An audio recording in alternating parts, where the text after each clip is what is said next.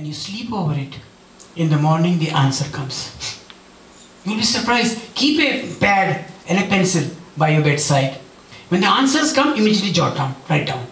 You'll be surprised in a few months or years you will be writing a book.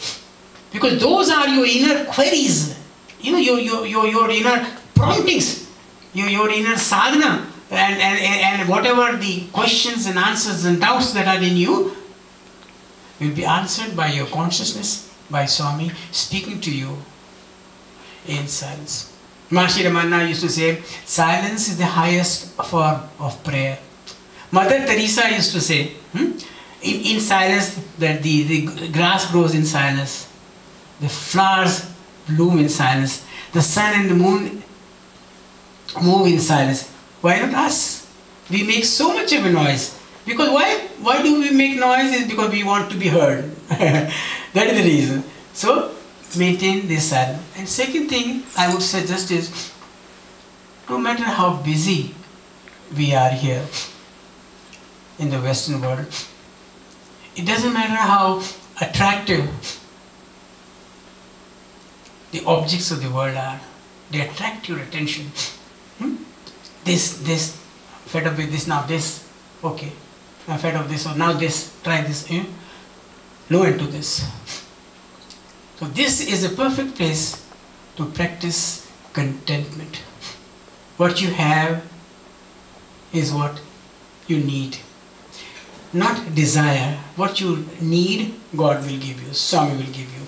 So remaining contentment, maintaining peace, reading a paragraph of Swami's books, or Ramayana, or Gita, or anything, make a small practice. And this practice will grow. Second thing is, now that I find small children here,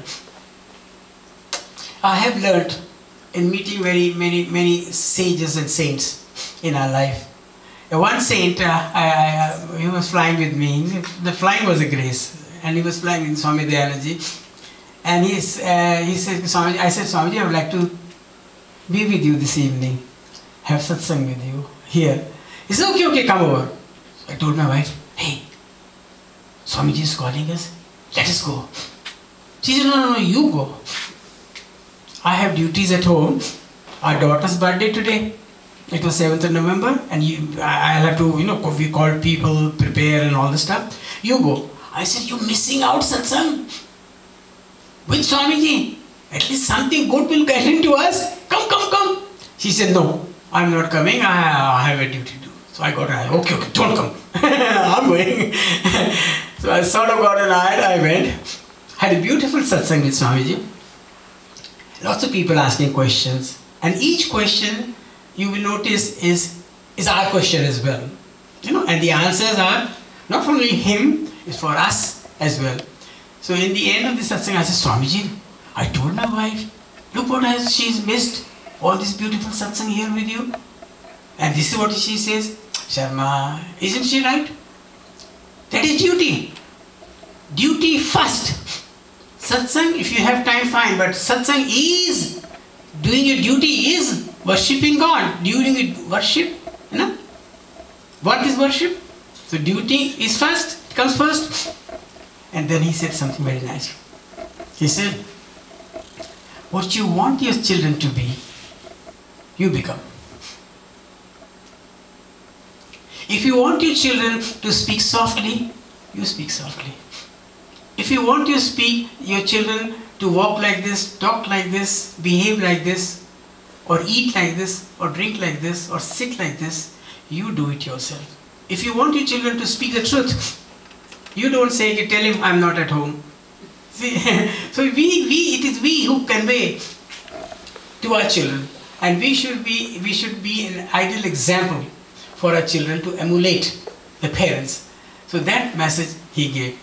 So this is the way my dear Lord Swami has changed our life, and now is the time to, I did so much for myself. Now is the time, no, enough of that. Enough of that. Swami has been taking care of me and each one of us. Let us now do Swami's work. And what is Swami's work is, others need if we cater to the other needs, others' need, not desires, needs, requirements, his problems, that is seva. And in this seva purifies our heart, you know. So, thinking of Swami purifies the mind, speaking of Swami purifies the speech, singing bhajan purifies the heart and the speech both. So and serving purifies the hands, going to satsang purifies the legs.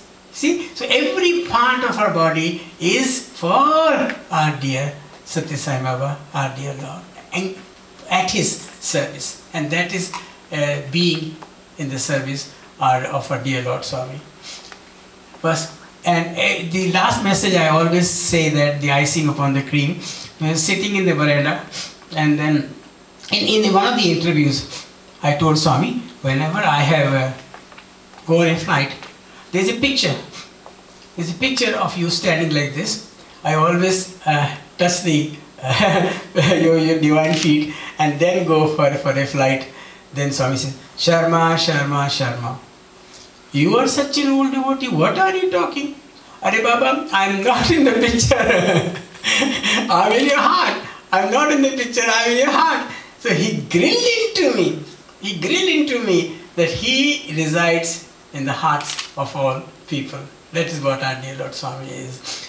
And this message, and another thing is the greatest message which Swami conveyed, the essence of the Vedas, the essence of the Gita, where in the Gita, Arjuna chose Krishna to be his charioteer.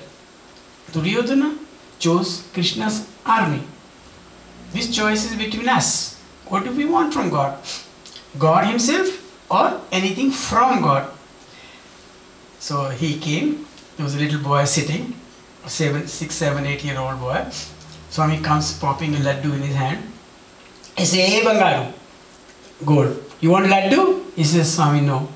When Swami looks us at, I say, look, I'm giving him laddu, he doesn't want laddu.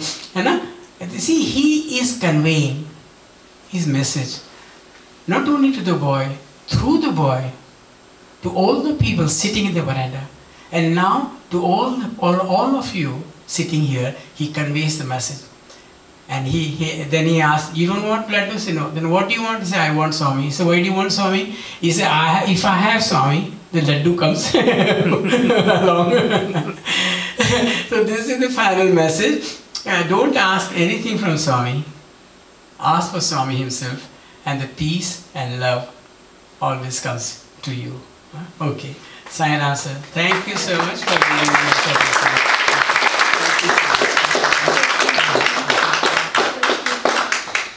Thank you, Darjeeling boy.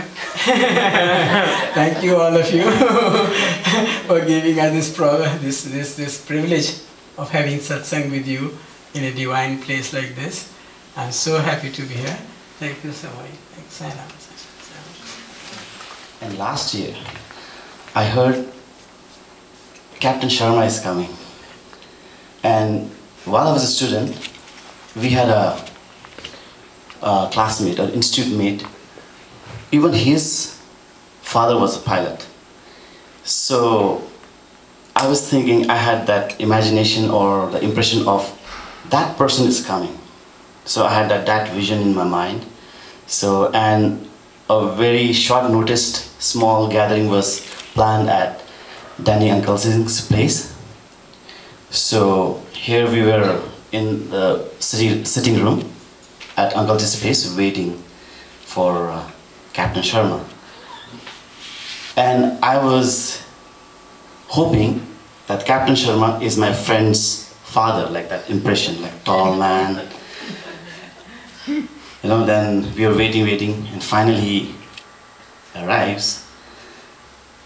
As he comes in, the first look at me and the pat on my back, I was shocked. Like, he was not the person I was expecting.